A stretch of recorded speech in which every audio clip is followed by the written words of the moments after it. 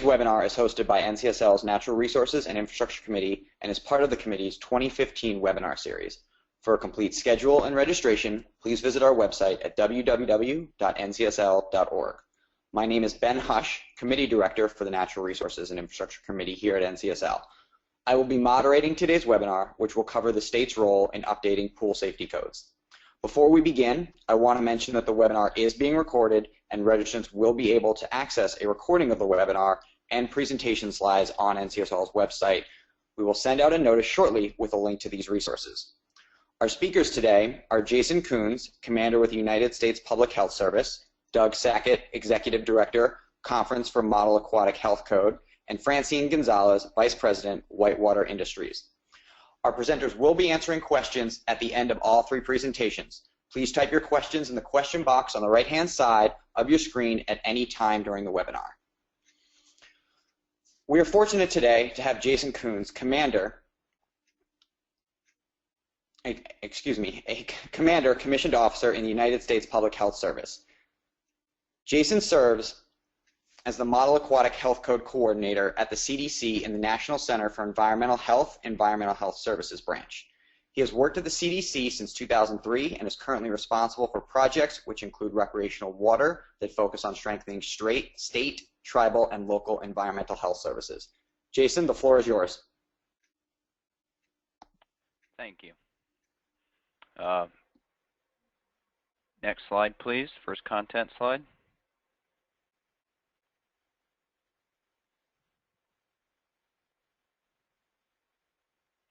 I'm sorry, my screen went blank with the slides there, so I'm going to move over to giving the presentation by paper copy. Sure, Jason. The slides are displaying on the audience presentation right now. I'm so sorry, I'm not seeing them right now. For me, they went blank as soon as we went out of the green room. My sincere apologies. So just to confirm, slide 1 is max scope, right, Gretchen? Yes. Yes, that is correct. Okay, all right, very good. Moving on. So, hi, Jason Coons here.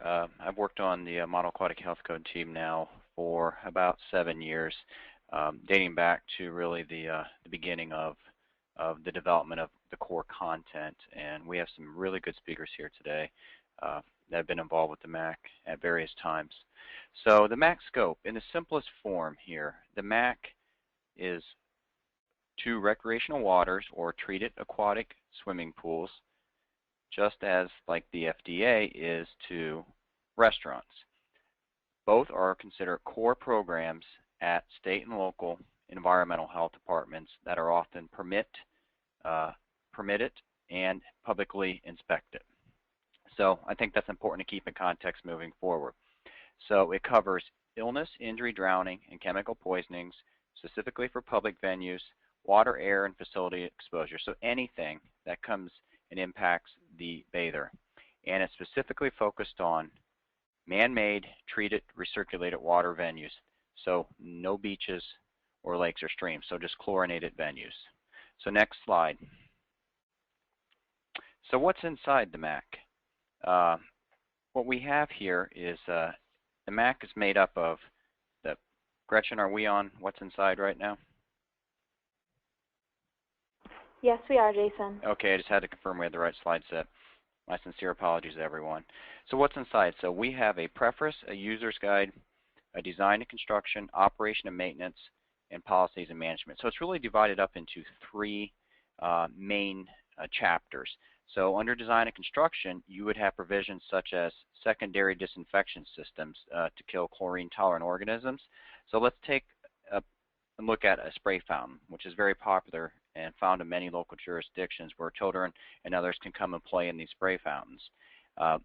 They actually would require in the Model Aquatic Health Code for new construction secondary disinfection. This would be things like UV or ozone that would go on these to reduce the risk of crypto and other diseases from being spread in them. So that's a design and construction requirement that would be in the MAC. Operation and maintenance would cover lifeguarding standards, and policy and management would cover training for pool operators. And so another very critical component. So it's really broken down into those three sections. Next slide, please.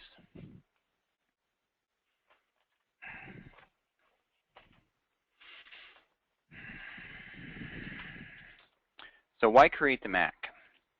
So no federal regulatory agency is responsible for aquatic facilities. CDC has been supporting aquatics health and safety since the 1950s, but to date there is no federal regulatory agency for aquatic facilities. 68% of state and local health departments regulate, inspect, or license swimming pools. This was from a recent NACCHO study, the National Association of County and City Health Officials. And we know that significant variability exists in the standards, and the requirements are often outdated, not based on sound science. And we know that it takes a significant amount of time to update a pool code in a local jurisdiction. So what you have can be the result of a multiple-year effort that costs considerable amounts of employee time and dollars with a code that may come out that is not currently up to date or even based on the latest science. Next slide, please. And at the same time, while aquatics is rapidly expanding, as you'll hear today, from that traditional, Memorial Day to Labor Day rectangle pool to these large, sophisticated indoor water parks, we're also seeing the rise of public health issues. Drowning still claims the lives of many children. It's one of the highest death rates for young children. Spinal cord injuries. We have indoor air quality issues. We have pool chemical associated injuries. Just last year, CDC released a MMWR that indicated in 2012 about 5,000 people went to the emergency department for chemical related injuries. And what we know is many of these injuries are preventable with good training and other practices. And waterborne outbreaks are significantly increasing and have done so over the past couple decades.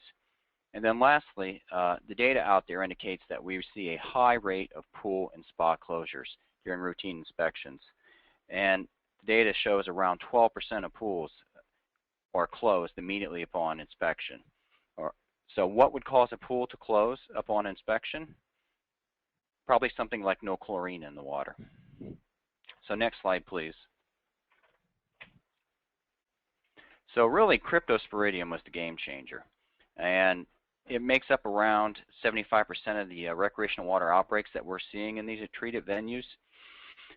So crypto, what makes this unique is that it bypasses our traditional disinfection systems that we have in swimming pools, meaning that crypto, the spores that are released from that, can survive multiple days, maybe 6 to 7 days, in a properly chlorinated pool.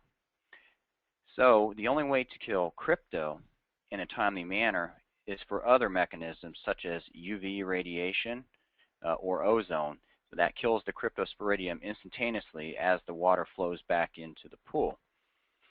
And then the other 25% of the outbreaks that we're seeing are actually chlorine sensitive. So they're completely preventable, in other words, as the chlorine should kill norovirus, Shigella, and coli in a very quick manner. So it indicates to us that there's poor operation and maintenance associated with these swimming pools. So next slide, please.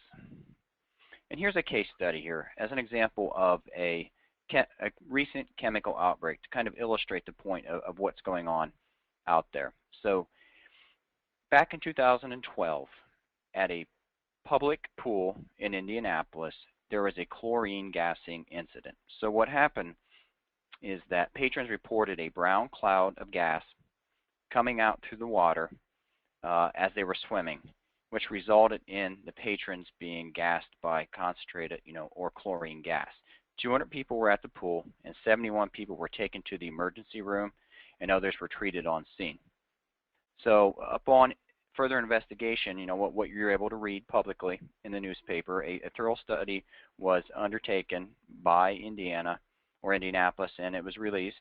It indicated in there that it was a result due to mechanical and operator error. So if you drill down a little bit into it, what you had here most likely was the result of a filter being backwashed while patrons were in a pool. So there's no recirculation and filtration that was occurring. But the chemical feeders for the chlorine and the pH adjuster were still continuing to feed. They did not shut down when the flow stopped. So what happened is the sodium hypochlorite and the muriatic acid began to concentrate, and out of that, chlorine gas forms as a part of that reaction when it's highly concentrated. So when the filter backwashing occurred and completed, and the recirculation system and filtration system was turned back on, it released the concentrated chlorine gas into the pool, that which explains the brown cloud and the resulting accident. So how do you prevent something like this?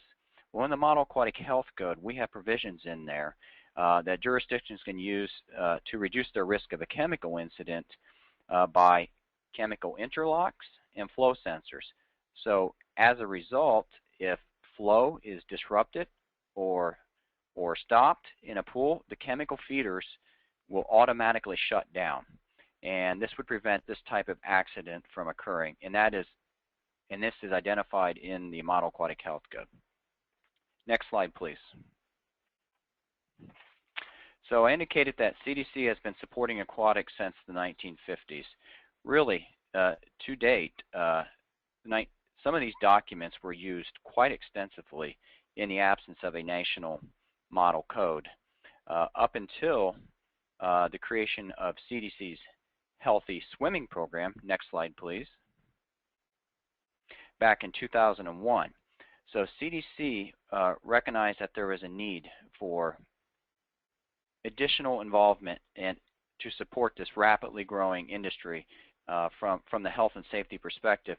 So they developed the Healthy Swimming Program, and it has grown into what it is now today, which is a very popular resource for state and locals, both nationally and internationally. And it is also where the Model Aquatic Health Code is housed on the Healthy Swimming website. Next slide, please. So the Model Aquatic Health Code development process and timeline. So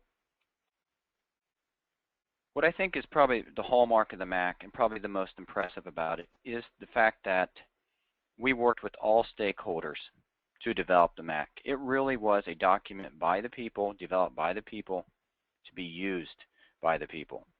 So back in 2009, roughly, the technical committees formed, which were comprised of experts from industry, academia, local public health, state public health, as well as CDC, and it was headed by an executive director. The MAHC process was, who happens to be Doug Sackett, who's going to be speaking next, who ran the New York State Recreational Water Program at that time. So there were around 14 technical committees that comprised the content of the MAHC. And this would be like design and construction, recirculation and filtration, ventilation and air quality, risk management. You get the point. So it's all hazards approach. So these technical committees worked to pull the best available information on science to develop these 14 modules. Each one of them went out for an individual round of public comment. We received around 3,000 public comments for the first round. Around 76% of these were accepted to improve the document. We recognized very early on that the public comment process was very valuable. The document was improving. These were really good comments that were coming back in. So what we did after all 14 modules went out, we knitted it together, so to speak, into the 3 chapters that I had talked about earlier, the design and construction, operation, and maintenance. We put that out for one final round of public comment. We received around 1,500 public comments for the final round, once again accepting around 70% of them to improve the document.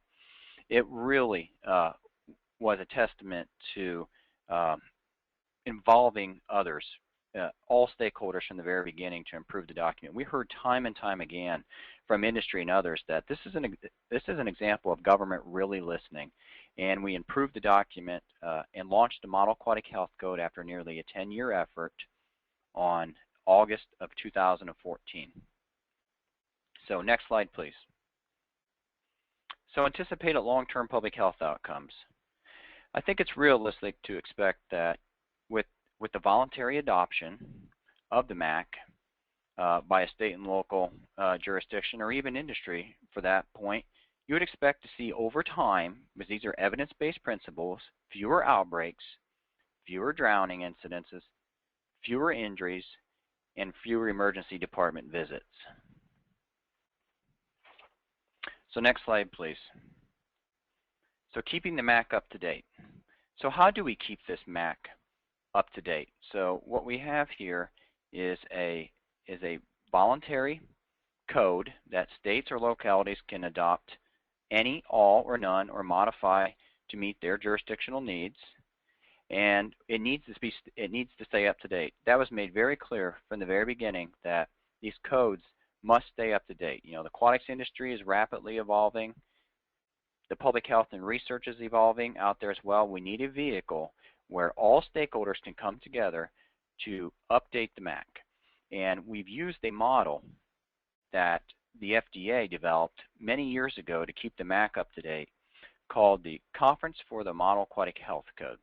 And it's a nonprofit organization that's made up of all stakeholders, very similar to the process that was used to develop the MAHC initially, where you become a member, anyone can submit a change request. It goes through a review process internally and a public comment process to improve it, and membership votes on the proposed changes at the biennial conference. And out of that, the proposed changes go back to CDC for consideration into the code. So CDC is really looking to the CMAQ to guide the development of the MAHC for the future. So next slide, please.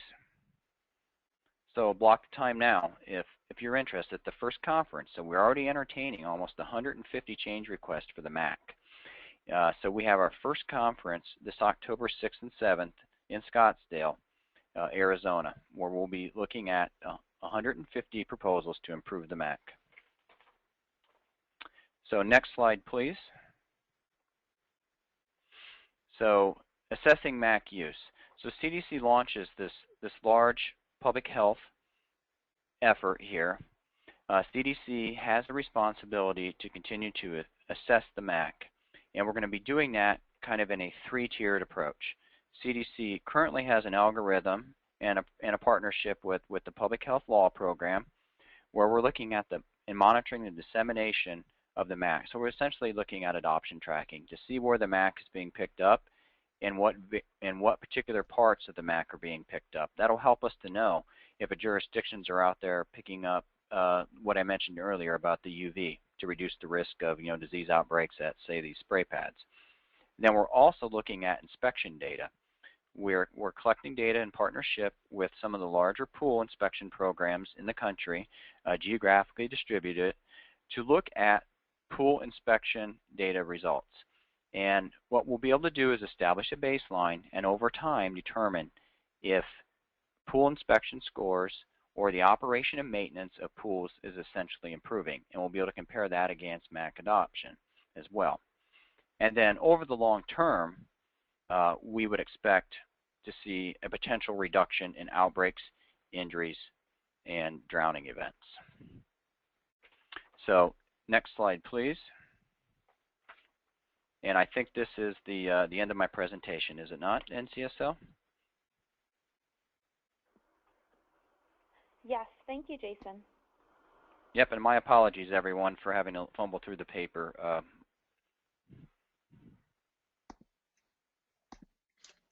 No worries, Jason. We appreciate you joining us today. And with that, I just want to, also thank you for your time and a really, really detailed presentation there. As a reminder, if anyone has any questions, please feel free to submit them via the question box in kind of the lower right-hand side. With that, our second speaker today is Doug Sackett, Executive Director, Conference on the Model Aquatic Health Code. Doug began serving as CMAHC's first Executive Director in October 2014 after working for the New York State Department of Health for 38 years. Doug was a Director and Steering Committee member for CDC's project to develop the National Model Aquatic Health Code, MAHC, from its inception in 2007 until the first Model Aquatic Health Code first edition was launched in August 2014. Doug, with that, the floor is yours. Thank you. Next slide, please. And you can go right past that, as Ben already gave the introduction. What I'm going to be talking today about is a little overview of the code development process at the local health department level and compare that to the Model Aquatic Health Code development process. and look at some of the benefits of using the MAHC, benefits to a local health department, and share with you some of the feedback from local health departments regarding potential use of the MAHC. Next, hold on, this slide's fine. So the current, back one slide, I'm sorry. So the current code development process, typical process for local health departments, whether it be a city, county, or state health department, it is done at the local level, and it may be it varies from the jurisdiction. It might be a regulatory change, or it may be legislatively mandated. But from a local perspective, not all jurisdictions will seek and incorporate input from the regulated parties or industry. There may be a public comment period, but on the front end of developing the code or modifications, updates to the code, not everybody seeks extensive incorporation of input from regulated parties and industry. It also requires a significant amount of resources of staff and time to research, prepare, and develop the code language. And the local health department, the jurisdiction, authority having jurisdiction that's developing the changes or developing the code, they're responsible for defending proposed changes from the needs, benefits, and the cost impacts standpoint. So all the burden rests completely with that local jurisdiction on development of this code. Next slide, please.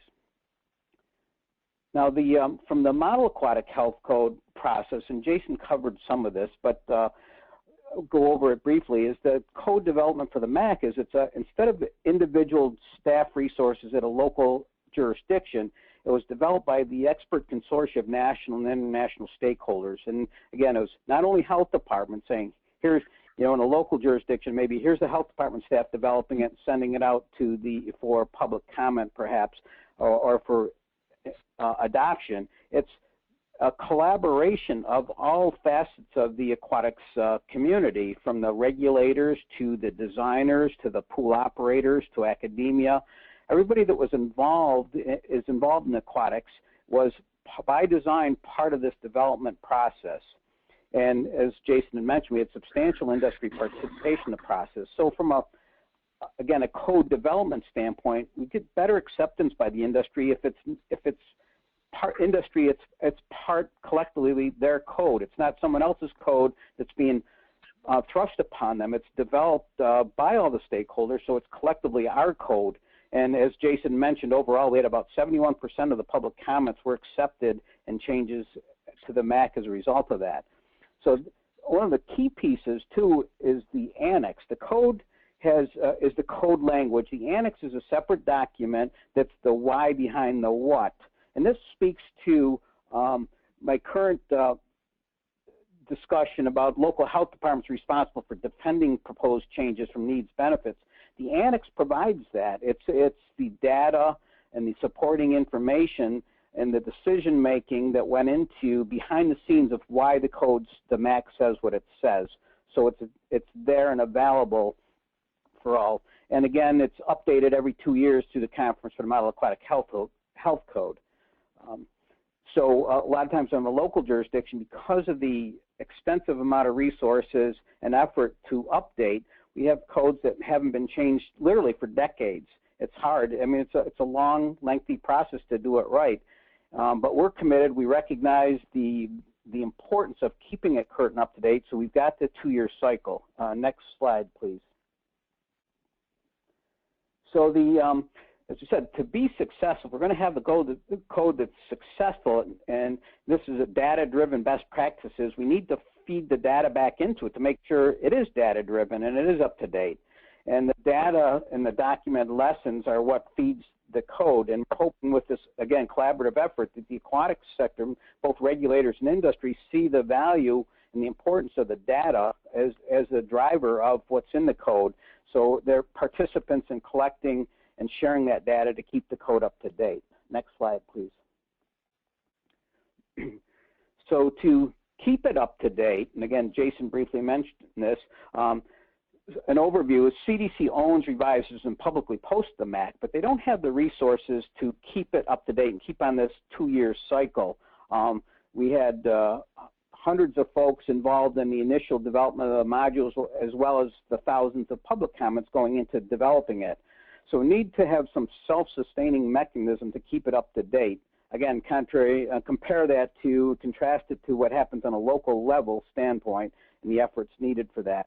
So we need a conduit to gather this input from public health, aquatics, academia, and general public to go back in there. And the conduit needs to be able to gather that input, decide on the scientific merit, and summarize the changes needed to go to CDC for their acceptance. And as Jason mentioned, we looked at the Conference for Food Protection, who oversees the FDA Model Food Code, as the basis for the next step. And next slide, please.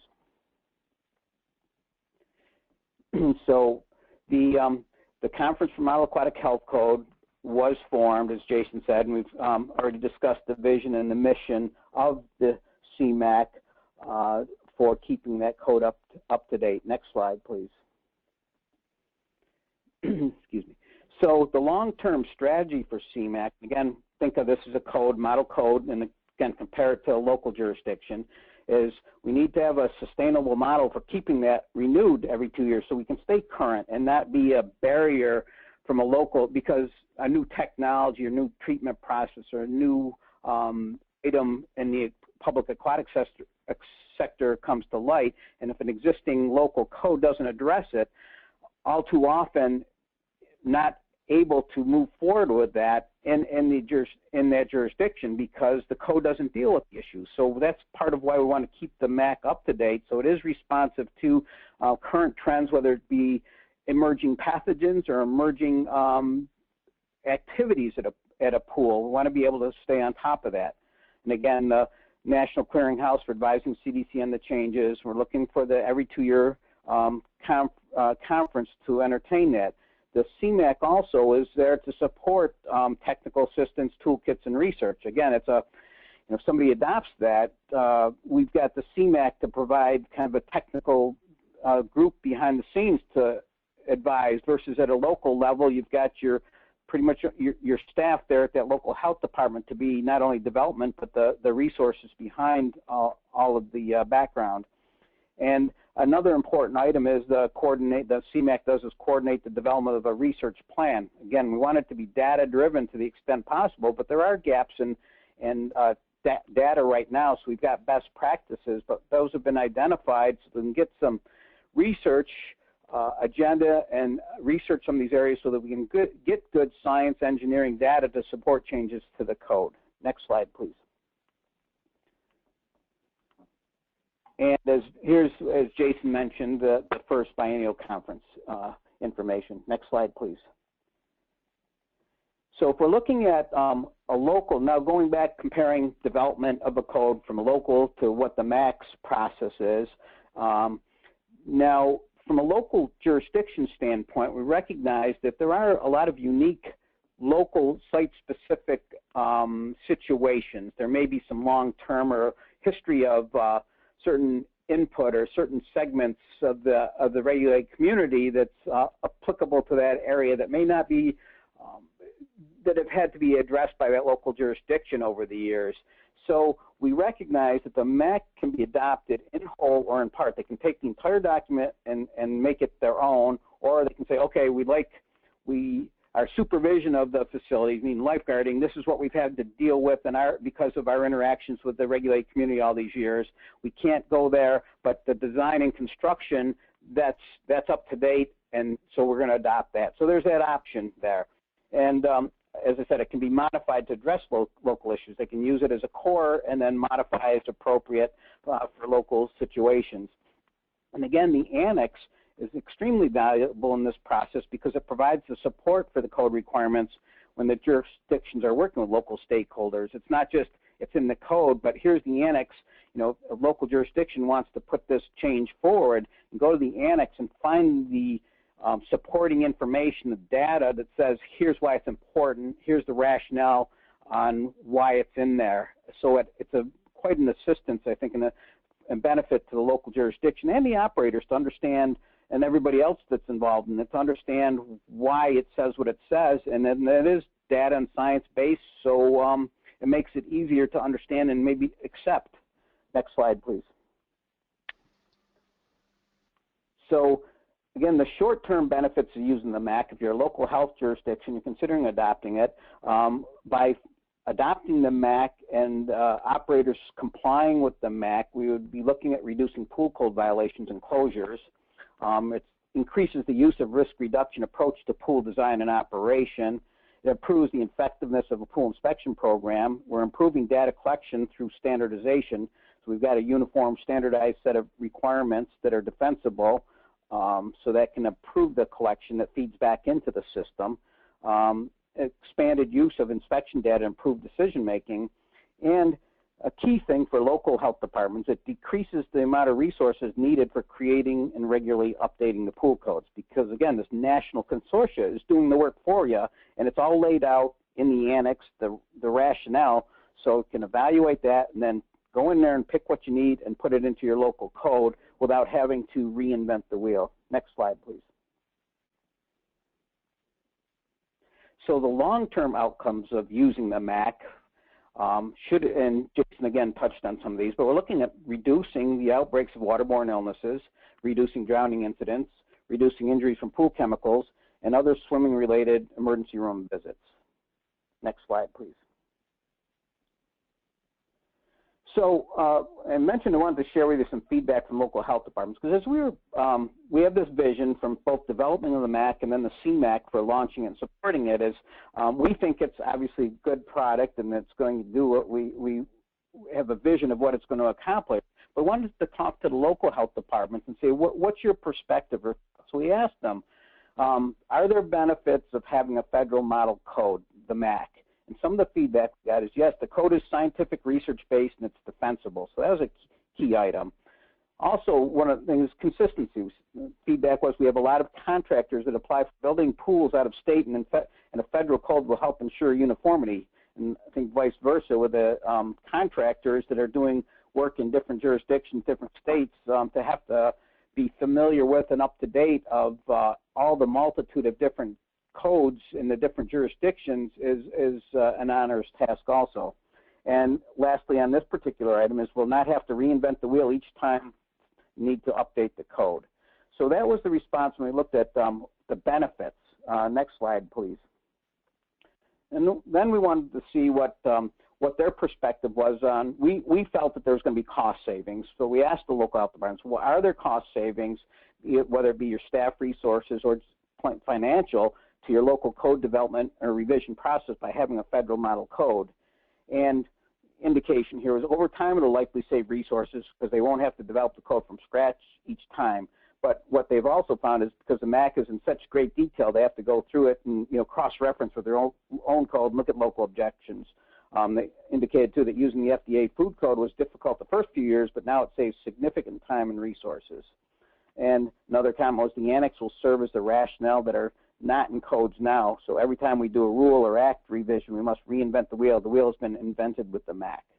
So again, those are the cost savings from the MAC compared to local development. Next slide, please.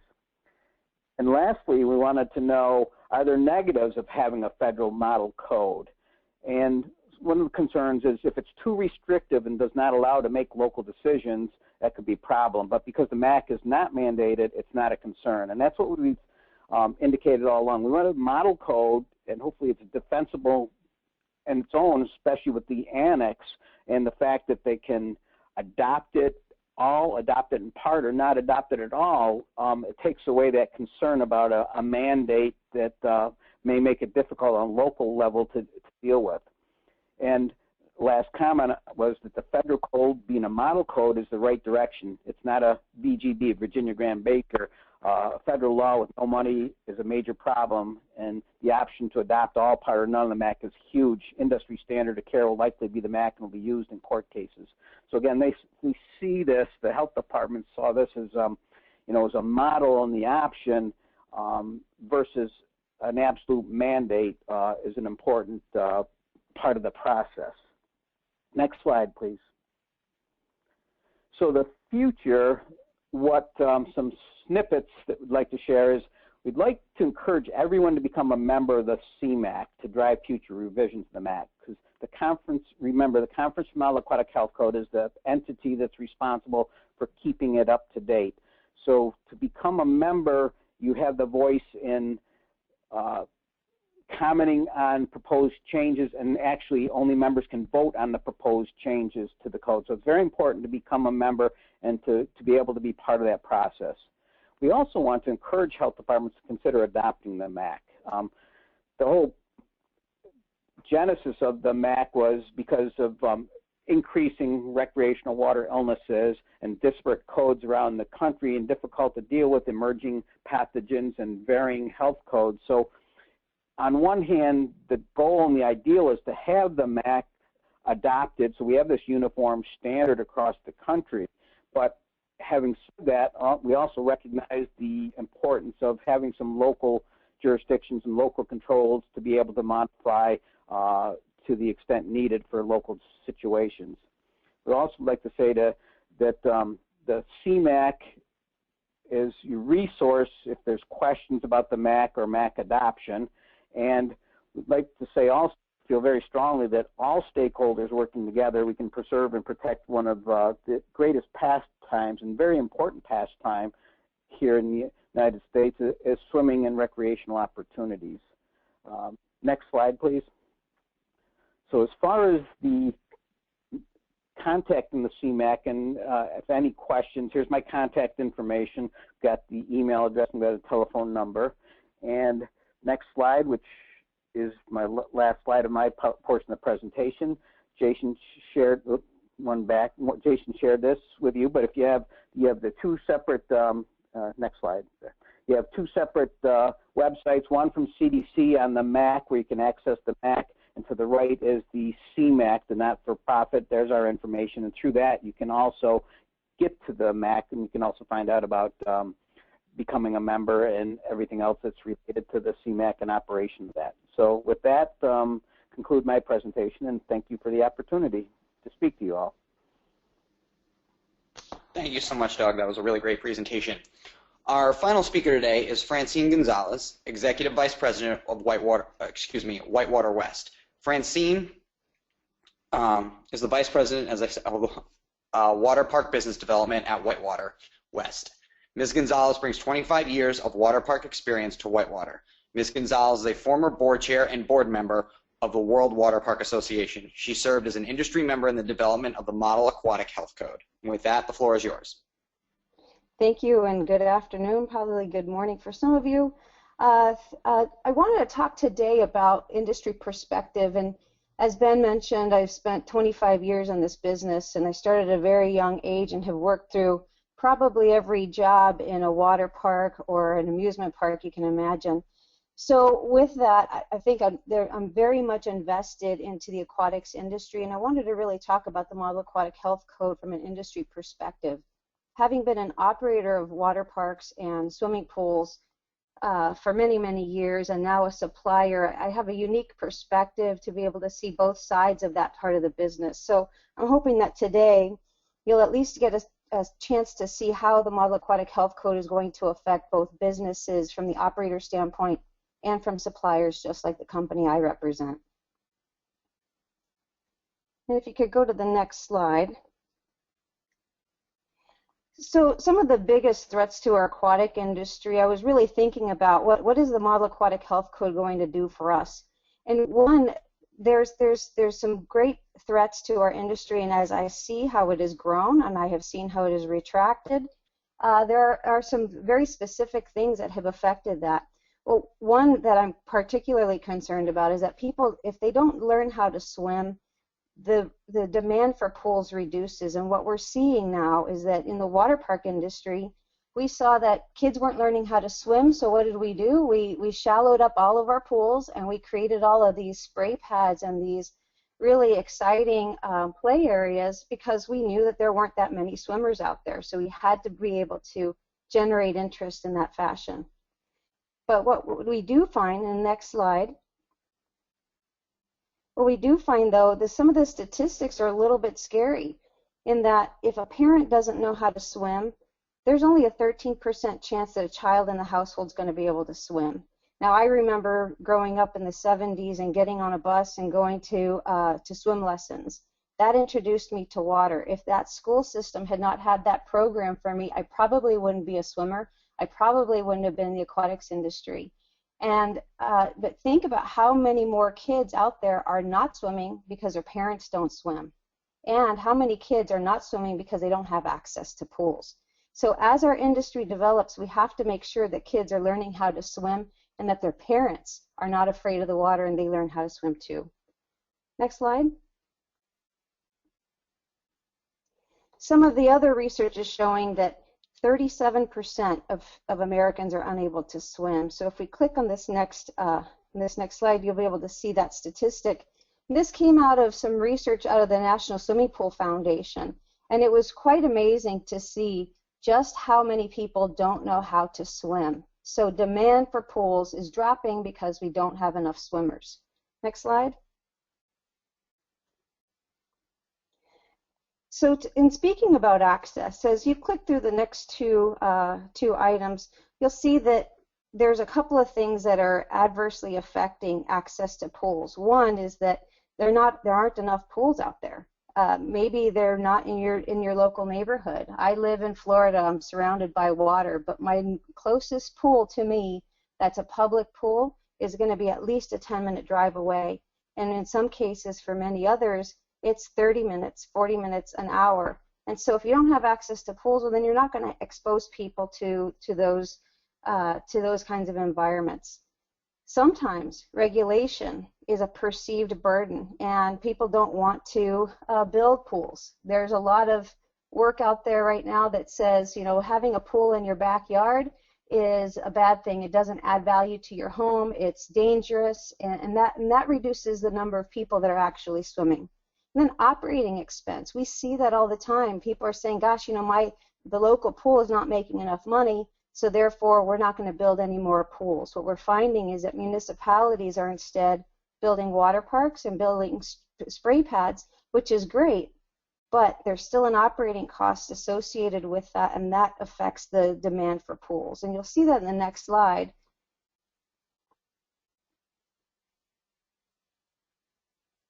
Yeah, we'll see. So this just came up, this was posted April 2nd of this year. Fort Worth is actually closing some of their pools because the cost of maintenance was just way too much. We're hoping that they'll continue to build and replace those pools, but for this coming summer, those kids in those areas, they're not going to have access to pools. The next slide you'll see, lots of pools are being closed for budget cuts, and that's going to adversely affect access to pools. And again, no swimmers, no demand, no pools, and then we run into a problem. Our industry is not in good shape. Going to the next slide. And one of the biggest threats to our aquatics industry is that public pools are perceived to be unsafe or unsanitary. Now, the CDC has done a fantastic job of being able to put out guidelines for making pools safe. They've also done a very good job of telling us just how unsafe they are. And so what you'll see in the next slide is this is a medical daily. This is a blog that goes up all the time. So this is this kind of stuff that moms get to see. And they see 7 disgusting facts about dirty public swimming pools. Well, does mom really want to go take their kid? This blog is filled with stats that are coming from the CDC. And yes, are those threats to people swimming? Yes, absolutely. All the more important reason why we should have a Model Aquatic Health Code and make sure that we can improve those numbers. Next slide. Here's another one. Des Moines had a cryptosporidium outbreak, and there's countless numbers of articles that look like this. And so the more times that people see that swimming is dangerous or swimming is disease-ridden, then people don't want to swim, then they don't want to come to pools, the demand drops, and now that affects the aquatics industry. But we know that these are absolutely things that these are things that we can control by having a model health code and making sure that people are using it properly. Next slide. So really for the aquatics industry, keeping pools safe and keeping pools open are really important motivators for us. So that's why the aquatics industry is absolutely for the development of the Model Aquatic Health Code. And let me just tell you a little bit why. Next slide.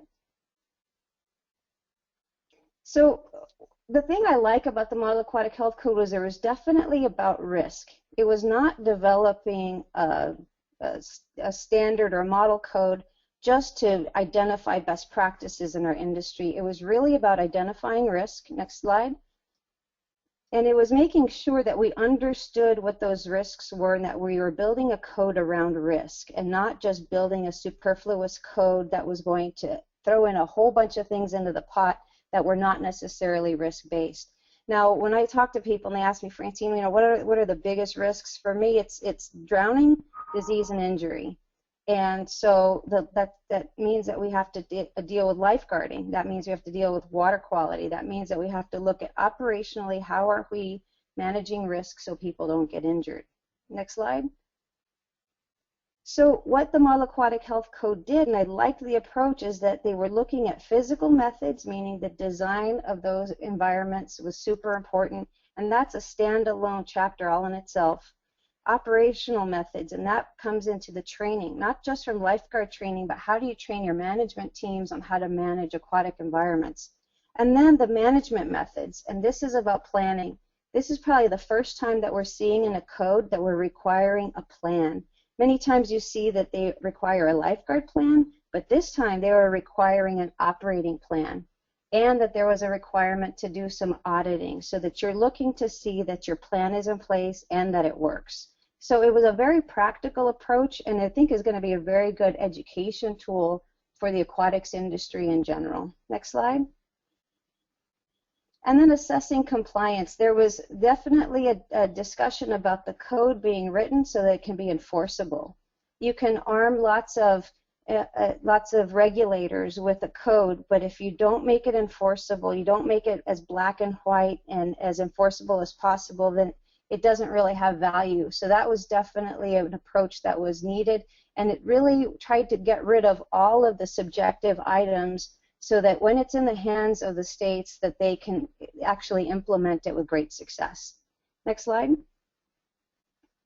So the Model Aquatic Health Code does affect many different people, and not just the aquatic facility owners and operators, but when we started looking at it, this was going to touch on those training agencies, the lifeguard training agencies, American Red Cross, Ellis and Associates, NASCO.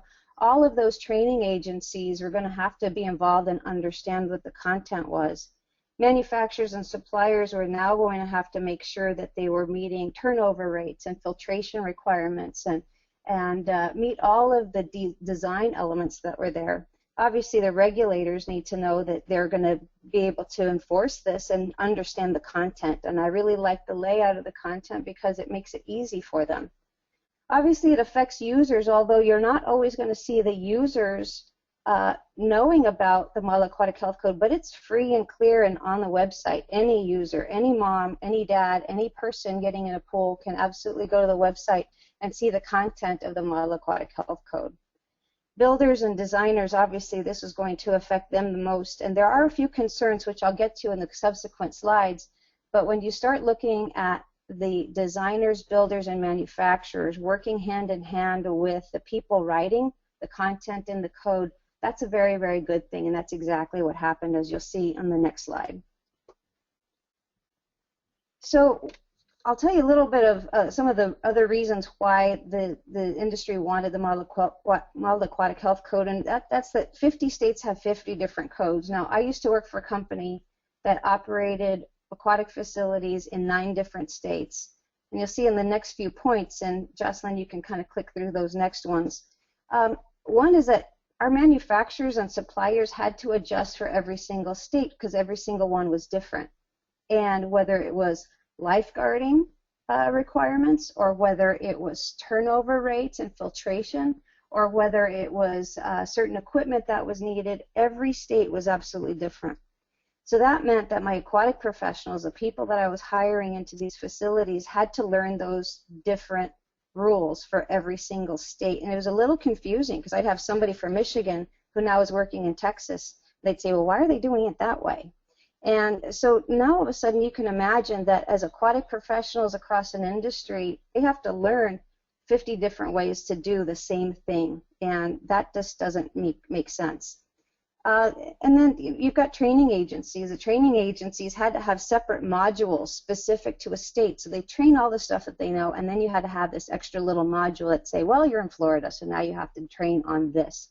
So again, every single time, if you click to the next item, you'll see that every single time that inconsistency leads to misinformation. And misinformation can lead to mistakes. And we all know that an airplane crash does not happen because of one thing. It happens from a whole bunch of little things. And this misinformation is a great opportunity for a whole bunch of little things. Next slide. So other reasons is the existing codes are aged and they're often obsolete. And Jocelyn, you can click through the next couple of items. One is that they're not up to date with industry trends. We have great new technologies. Go back. Yep, great new technologies that have been developed, whether it's ultraviolet light or the use of ozone. There's all sorts of technologies that are currently being developed to help with water treatment, to help with operationals. Also, you've got new pool designs that are coming out, but those codes are not really designed, nor were they written with any of that technology in mind. Secondly, not all of them are science-based. They're reflective of 30-year-old language. The state of California has not updated their pool code since 1988. They're in the process of doing that now, but 1988, that was a long time ago, and think about how many pools are in California. And that's because there's a financial and time burden on the states to develop updated codes. There was a time where I was asked by 5 different states to sit on their panels to develop their codes, and I just really didn't have that kind of time to commit. So to be able to have model language that it has been developed that is science-based, that's a great benefit to the states, I would imagine. Next slide. So, and you can flip through the next couple of items. Some of the things that we really like about the Model Aquatic Health Code is that there are uniform standards that reduce the interpretations that you get. I worked in the state of Texas, and it depended on every different county. Each county interpreted the state code in a different way. And so I think the way that the Model Aquatic Health Code is written, it really minimizes the amount of interpretation. On the design, for instance, it's based on load. It's not an arbitrary means. It's not like you have to lifeguard for so many square feet or this many number of bathers. Sometimes those are arbitrary. And I think to be able to look truly at the load inside a pool with 500 people is a very different pool if it has 50 people in it. And the risk is completely different. So looking at the loading and looking at the risk to the individual was very important. The other is that the design elements address risk, and they're just not prescriptive requirements that, thou shalt have a pool of this certain dimension. It's not prescriptive at all. It really allows for that innovation. The operational requirements, lifeguard requirements are based on risk. The training levels are standardized, so you don't have some guy on the street decide, I want to start a training agency, I'm going to train lifeguards, and the next thing you know, they don't comply with certain elements that would be a high-quality lifeguard training. So it does level the playing field there. In management, planning is a major element, as we described, and there's accountability built in, and those are great pieces of the Model Aquatic Health Code. Next slide. And the annex really provides great rationale. I think as a layperson going in and reading the Model Aquatic Health Code, you might say, well, why does the turnover rate need to be that number? Well, for any person, they can go read the annex and they can know exactly why the rationale was for setting that turnover rate. You can see the science that was used behind that, and you can see what the committee was discussing and the rationale used. And so now you have a rationale that now a user can go in and read that and say, okay, now I get it. Next slide. So some of the positives that we like about the Model Aquatic Health Code, and you can flip through any of those. And these are a few things that Jason and Doug have both mentioned, but the Model Code is free for anyone to use, and it's not a law. So it can be adopted by the state. The process is open, so anyone can participate. We had the water park industry probably had many people contribute, but I think we contributed probably over 500 comments to the public comment period. And it's a living document. It's going to be updated all the time. and it's a source of evidence-based code. Next slide.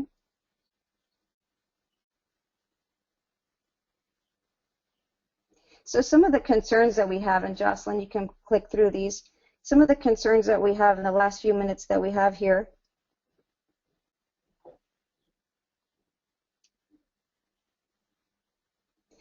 One is that we want to make sure that the Model Aquatic Health Code avoids scope creep. We want to make sure it's always addressing risk and not just general protocols.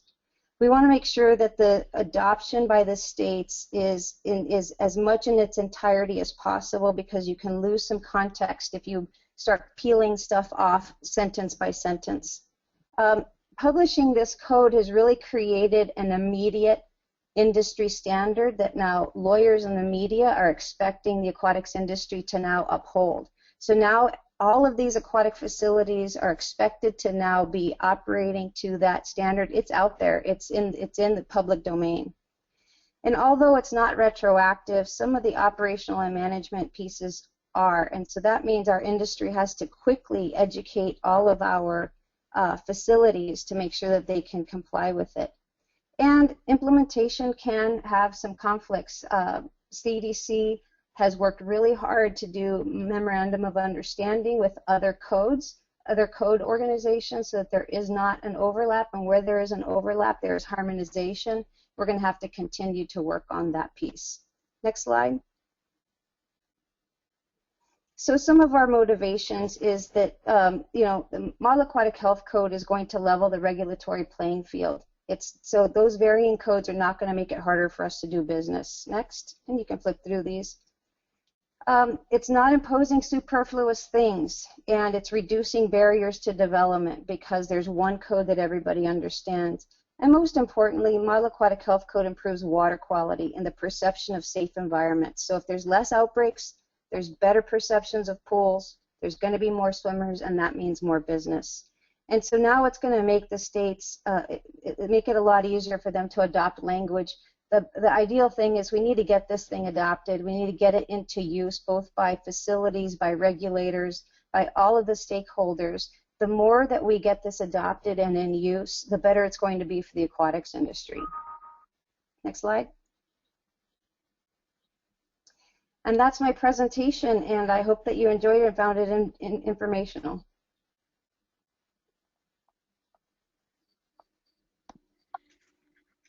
Thank you so much, Francine. And I would once again like to thank all our speakers for today's presentations and for taking time out of your day to join us.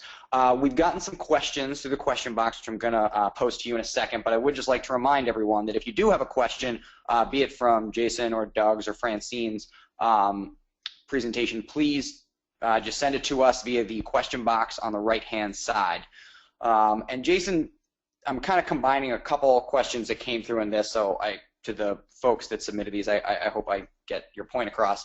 And Doug and Francine, please feel free to also jump in if you would like to add a point. The question, I guess, really boils down to is whether or not the CDC has the authority to require states to adopt the Model Aquatic Health Code, and if so, is this viewed as being an unfunded mandate? CDC does not have the authority. CDC is not a regulatory agency, and CDC issues recommendations only. We recognized very early on that this code needed to be done right, because it was coming from CDC. So no, it's not an unfunded mandate. I think it's very similar. If you look back towards like the FDA Food Code, you can draw some comparisons through the development and through the use and implementation of that as well. Great. Doug, I think this next question is probably best for you, but again, Jason or Francine, please feel free to jump in.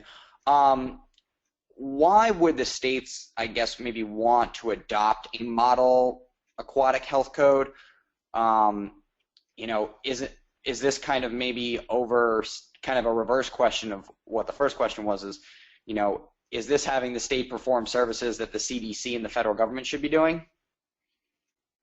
Okay, so the question is, why are they? I guess it's why would states want to adopt a Model Health, or excuse me, a Model Aquatic Health Code?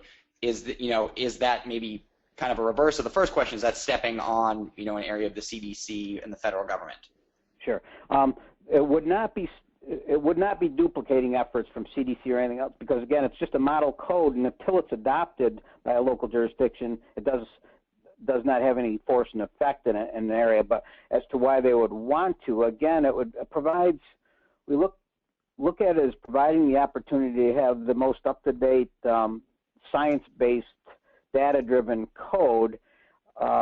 Again, that was developed by this consortia of national experts in all the fields.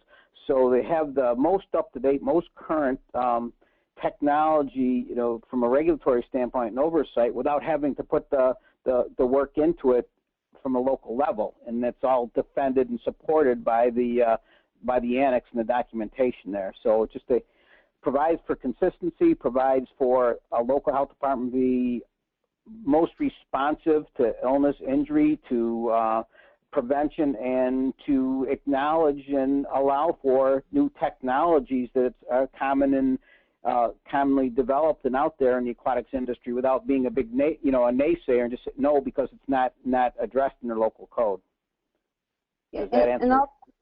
And I'll make one comment on that as well. And I think the question was about why not make this a federal a federal code or something that's going to be enforced at the federal level. From my perspective, having operated facilities, you want the health department to be local. And so that means county health departments that report to a state health departments that go in and refer to a state code. If there's an outbreak, if there's an injury, if there's illness, and it's relative to a swimming pool, you want people local to be able to go in and handle that. I think a lot of people question federalizing some regulation that affects swimming pools. Would that make it easier? It probably wouldn't, because now you have to enforce it at a federal level. And having something centralized like that, right now the states are handling all the health codes, whether it's relative to food or to spas or to lots of different areas. But swimming pools, you definitely want to have local resources. Great. Doug, just to stay with you, because this question just came in and was addressed to you, would you consider the Model Aquatic Health Code, it's not, or I guess the question was more, first part of it was a comment in that it's not really regulatory language. How should a state go about transitioning from the into kind of more regulatory code language? I believe that the code itself is regulatory language. It was very carefully wrote it to be regulatory. The annex is not, but the annex is just supporting information, but the code itself was to the, I'm trying to think of, I guess if there's some specific examples that, afterwards somebody could send me, but I think it definitely was written from a regulatory perspective and the ability to enforce each item as a regulation. Great, thanks. Francine, this last question is, I'm guessing, was aimed at you, but to try and kind of snip it down, why would the water park industry maybe want or look for additional regulations and oversight from a state adopting this model code? So the water park industry is already regulated by the local health departments. So they already have to comply with the swimming code. So if there's a swimming pool code for the state and the county is enforcing it locally, we fall under that jurisdiction already. So where I think it's most interesting for the water park industry is, one, having some consistency as it relates to water quality and water treatment. Having operated in various states, I see the differences. You'll see something in Massachusetts that's different from Wisconsin, which is different from Texas, which is different from Ohio. And even in Ohio, where you have 2 areas that have jurisdiction over a water park, even they have conflicts. And oftentimes you go and I spend a lot of time trying to educate local health departments on what really should be happening in these kinds of environments. Going and pointing to the Model Aquatic Health Code is a very easy fix, and so it does level that playing field. Great, and so that actually looks like all the questions that came through. So I just wanted to give our speakers kind of one. I didn't know if there were any closing comments you wanted to make based on the questions, but I figured I would just kind of let you make any closing remarks that you had. No, I would like to thank this is Jason, NCSL, for hosting this webinar today and allowing the 3 different perspectives to be shown or shared with the audience. And thank you for attending as well in the audience. Great, and I would also like to echo that. Thank you to our 3 presenters. Thank you to everyone that joined us and stayed with us for the hour plus. Apologize for the slight technical difficulties at the start. As a reminder, a recording of today's webinar and the presentation slides will be made available. We're actually going to email all the attendees pretty shortly after we wrap up here about how to access these today's slides, as well as to register for any of the committee's upcoming webinars. As a reminder, the committee has a spring webinar series every Friday. Next Friday, May 29th, we will focus on state and federal actions to fund surface transportation. So with that, I would like to wish everyone a happy holiday Memorial weekend, and take care, enjoy, and get outside if you can.